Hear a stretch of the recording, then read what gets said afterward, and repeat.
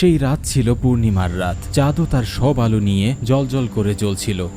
সেই রাতের আকাশটাও একদম আয়নার মতো পরিষ্কার ছিল। এই ঝলমলে চাঁদের আলোয় বটগাছের নিচে বসে থাকা এক যুবক গলায় কঙ্কালের মালা পরে একটি লাল বৃত্তের ভিতরে বসে ধ্যান করছিল। সে তার তপচ্ছায় এতটাই মগ্ন ছিল যে কালো একটি সাপ তার পাশ দিয়ে চলে যাচ্ছিল, আর সে বুঝতেও পারছিল না। তার মন্ত্র উচ্চারণ বন্ধ হলো তখন যখন এক ইয়াক্ষিনী তার সামনে প্রকট হলো। তুমি গত 3 মাস ধরে আমার তপস্যা করছো, তোমার তপস্যায় আমি সন্তুষ্ট। বলো তুমি কি চাও? অজয় আর অমর হতে চাই আমি। স্বয়ং ব্রহ্মদেব তোমাকে অমর করতে পারবে না, তো সেখানে আমার মতো ইয়াক্ষিনী কিভাবে তোমাকে এইরকম বরদান দেবে? কিন্তু আমি তোমাকে এই ছুরি অদৃশ্য হওয়ার শক্তি প্রদান করতে পারবো। যতদিন এই ছুরি তোমার কাছে থাকবে ততদিন পর্যন্ত কেউ তোমাকে পরাজিত করতে পারবে না। ইয়াক্ষিনী সেখান থেকে চলে যাওয়ার সাথে সাথে ওই ছুরিটা আপনা আপনি সেই যুবকের হাতে চলে গেল এবং তার চোখগুলো জ্বলজ্বল করে উঠল। সবচেয়ে শক্তিশালী, সবচেয়ে ভয়ঙ্কর শিকারী শঙ্কর, শিকারী শঙ্কর।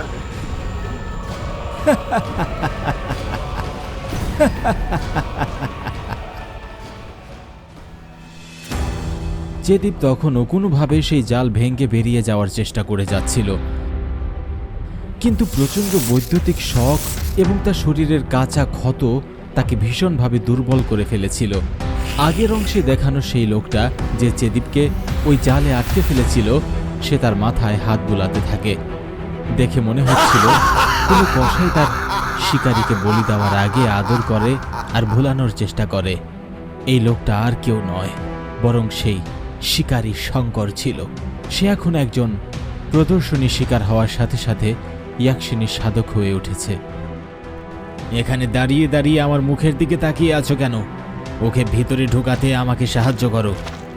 শঙ্কর আর তার সাথে থাকা 4 জন ব্যক্তি ওই জালটা ট্রাকের ভিতর ঢুকাতে যেতেই মহেশ উপর থেকে লাফ মেরে নিচে নেমে আসে আর তার দলের একজনকে মাঝখান থেকে ছিঁড়ে 2 টুকরো করে ফেলে। কোনো এক ঝড়ের গতিতে তারপর সে অদৃশ্য হয়ে যায়। এমন ঘটনা ঘটতে দেখে শিকারী শঙ্করও একদম হতবাক হয়ে যায়, কারণ সে কোনোদিন স্বপ্নেও ভাবতে পারেনি যে সে আজ 2টি ভয়ঙ্কর প্রাণীর মুখোমুখি হবে।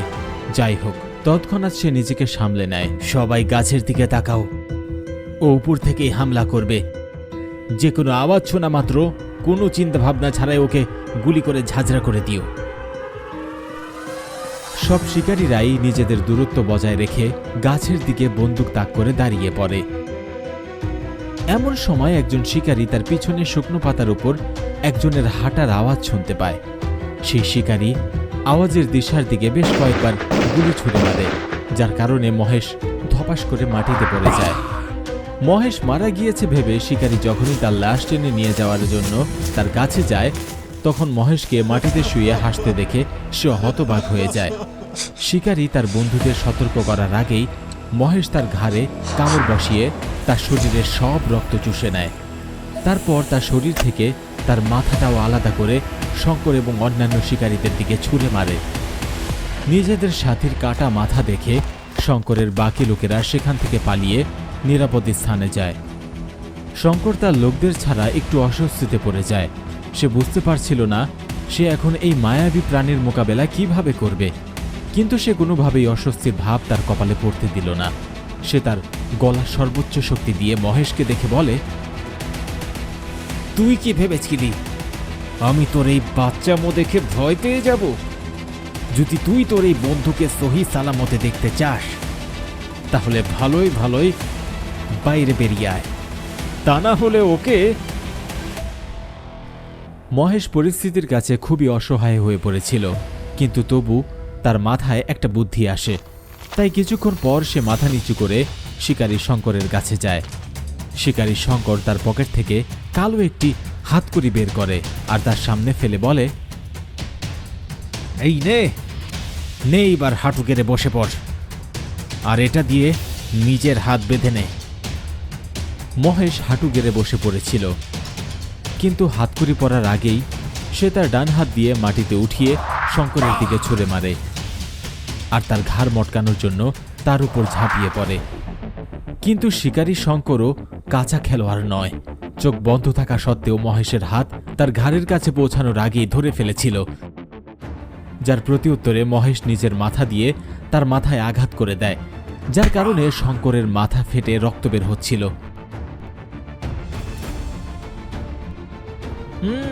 কি বাচ্চা, এখন ঘাটে বুদ্ধি এসেছে?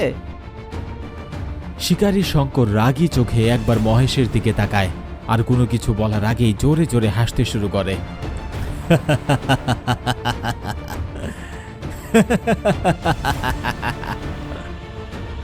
মরার আগে প্রতিটি মানুষের এরকম পাগলের মতো অবস্থা হয়। একথা শুনে শিকারী শঙ্করের ঠোঁট থেকে তার হাসিটা গায়েব হয়ে যায়, আর সে রাগে গজগজ করতে করতে একটি মন্ত্র পড়তে শুরু করে, আর কিছুক্ষণের মধ্যেই মহেশের চোখের সামনে থেকে গায়েব হয়ে যায়। মহেশ, যে কিনা এতক্ষণ পর্যন্ত পরিবেশের সাথে নিজেকে মানিয়ে নিয়েছিল, শঙ্কর গায়েব হতে সে বেশ চিন্তিত হয়ে পড়ে। মহেশ চারিদিক ভালো করে দেখে, কিন্তু দূর দূরান্তেও কিছুই দেখতে পেল না। সে আর কোনো কিছু বুঝে ওঠার আগেই অদৃশ্য শিকারী শঙ্কর তার বাম পা ধরে টান মারে, কাঁচা রাস্তা থেকে আস্তে আস্তে জঙ্গলের দিকে নিয়ে যেতে থাকে।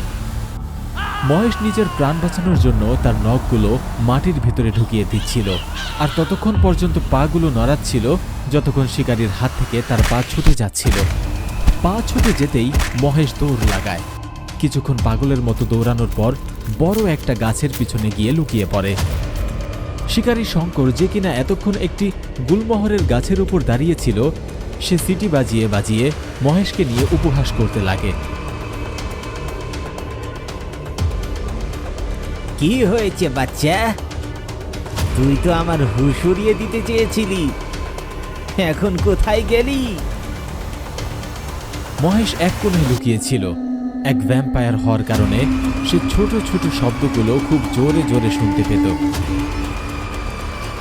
কিছুক্ষণ অপেক্ষা করার পর যখন সে একটা শব্দ শুনতে পেল না, তখন বিপদ চলে গিয়েছে ভেবে সে ধীরে ধীরে হামাগুড়ি দিয়ে জঙ্গল থেকে বেরিয়ে এলো, আর আস্তে আস্তে কাঁচা রাস্তার দিকে যেতে লাগলো। সে কিছুক্ষণ হামাগুড়ি দেওয়ার পরেই হঠাৎ করেই তার পিছন থেকে একজনের শুকনা পাতার উপর পা রাখার আওয়াজ পেল। তারপর সে যখন পিছনে ঘুরে তাকায়, তখন দেখে সেখানে কেউই নেই, কিন্তু সামনে ঘোরার সাথে সাথে কেউ একজন একটি ছুরি নিয়ে তার দিকে একটা জোরদার আঘাত বসিয়ে দেয়। মহেশ ব্যথায় কাতরাতে কাতরাতে মাটিতে শুয়ে পড়ে, চেহারাটা রক্তে ভিজে গিয়েছিল। শিকারী শঙ্কর তার ছুরি থেকে মহেশের রক্ত চেটে খায়, আর তার বুকের উপর পা ঘষতে ঘষতে বলে, তুই তো এটাই ভাবছিস তাই না?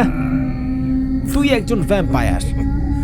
এরকম ছোটখাটো ঘা তো এমনি এমনিতেই সেরে যায়, কিন্তু এগুলো এমনি এমনি সেরে যাবে না।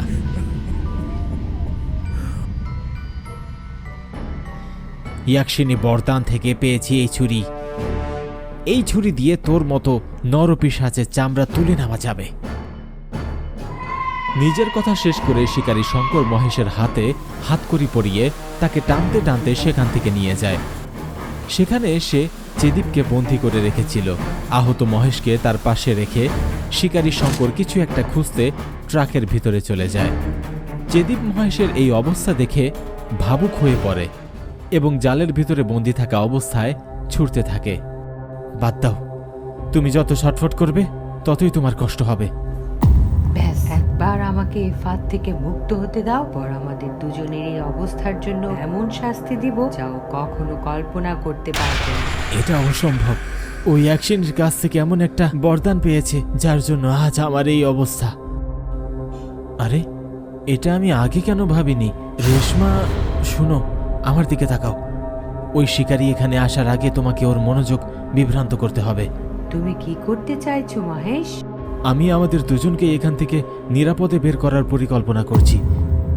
এই কথা বলে মহেশ হাতকড়ি থেকে তার হাত ছাড়ানোর জন্য তার বাম হাতের বুড়ো আঙ্গুল বিচ্ছিন্ন করে ফেলে। তারপর যখন তার হাত পা খুলে যায়, তখন সে আর কোনো শব্দ না করেই চুপচাপ ট্রাকের দিকে এগিয়ে যায়, যেন শিকারী হাত থেকে তার ছুরি ছিনিয়ে নিতে পারে। মহেশ যখনই ট্রাকের খোলা দরজার কাছে যায়, তখন সে ভেতর থেকে শিকারীর কথা বলার আওয়াজ শুনতে পায়। সে তার জন্য সাহায্যের আর্জি জানাচ্ছিল, মহেশের জন্য এটাই উপযুক্ত সুযোগ ছিল, তাই সে সঙ্গে সঙ্গে ট্রাকের ভেতরে ঝাঁপিয়ে পড়ে। শিকারী ছুরি ছিনিয়ে নিয়ে তার নখ দিয়ে শিকারীর বুকে আঁচড় বসিয়ে দেয়। সামনে আর কোনো রাস্তা না থাকায় শঙ্কর আবার সেই মন্ত্র পড়তে শুরু করে, তারপর আবারও গায়েব হয়ে যায়। অবশেষে মহেশ বেশ ভয়ঙ্কর এবং শক্তিশালী শত্রুকে পরাজিত করে ফেলে। মহেশ ছুরি নিয়ে ট্রাক থেকে বেরিয়ে আসে, আর সেটা দিয়ে সে চেদীপের জাল কেটে তাকে বাইরে বের করে আনে। চেদীপ ভীষণভাবে আহত ছিল, তাই মহেশ তাকে উঠায়। মহেশ আর চেদীপ আস্তে আস্তে প্রাসাদের দিকে এগিয়ে যাচ্ছিল। এমন সময় হঠাৎ করে মহেশের শ্বাস বন্ধ হয়ে আসে এবং তার বুক চিরে রক্তের বন্যা বইতে শুরু করে। সেই রক্তে তার শার্ট একদম লাল হয়ে যাচ্ছিল। শিকারী শঙ্কর, যাকে মহেশ আঁচড় মেরে পালাতে বাধ্য করেছিল, সে আরও একবার ফিরে আসে, আর সে মহেশের বুকের ভেতরে একটা শুকনো ডাল ঢুকিয়ে দেয়। এর জন্যই তার জন্য যথেষ্ট ছিল না, তাই সে একটি মন্ত্র উচ্চারণ করতে শুরু করে, যার ফলস্বরূপ মহেশের আত্মা তার দেহের থেকে বেরিয়ে শঙ্করের বোতলের ভিতরে চলে যায়। আজ ওকে নিয়ে যাচ্ছি, অতি শীঘ্রই তোকেও নিয়ে যেতে আসব। সর্বোপরি তোমাদের দুজনের আত্মার বলি দিয়েই আমি তো অমর হতে পারবো।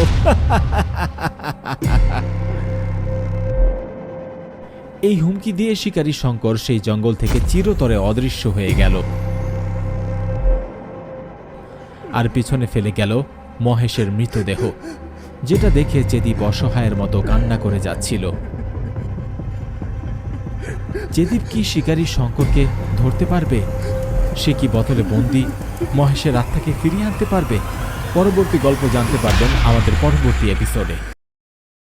ভয়ে ভরা এমন গল্প দেখার জন্য এখনই সাবস্ক্রাইব করুন ডুডু টিভি হরর বাংলা। আর যদি আপনি চান আপনার ভয়ানক কাহিনীও মানুষ জানুক, তাহলে এক্ষুনি ডুডু টিভিতে ইমেল করুন। হয়তো পরবর্তী রূপ কাঁপিয়ে দেওয়ার মতো কাহিনী আপনারটাই হবে।